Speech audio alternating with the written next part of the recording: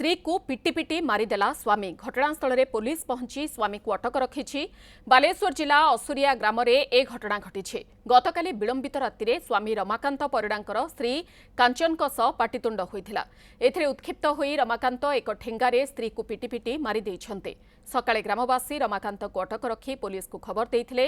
घटना खैरा पुलिस पहुंची अधिक तदंत करुछे।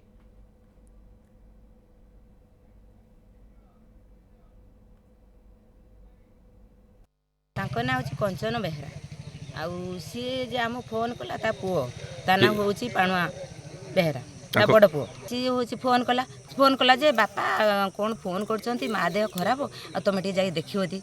हां आमे सेडू गाड़ी धरि आइले आसिल देखिला आळको सी तळे पड़ी जे से जो मारी मध्य नण दे सी खट पर शोची ये तले पड़ी पूरा रक्त जुड़बुड़ी होगी पड़ी पिटापिटी करमी ता देहर सब चिन्ह से निशा खाई मारपिट करती से अनेक थर आम घर को पड़े जहाँफल सार सार पागला करदे सार संसार सार प्रथमटा से मर्डर करा एटा आम भावुँ से पिटिकी मारदे तेणु ताकू जीवन सारा कारादंड हो दरकार एठिक से न आसवा दरकार एठिक आसिले एठी परिवेश कलुषित होती बहुत शिक्षित लोक अच्छा ये अच्छा आस्ते आस्ते ये मद बिक्री करने द्वारा गाँ बहुत माने परिवेश खराब होउछि।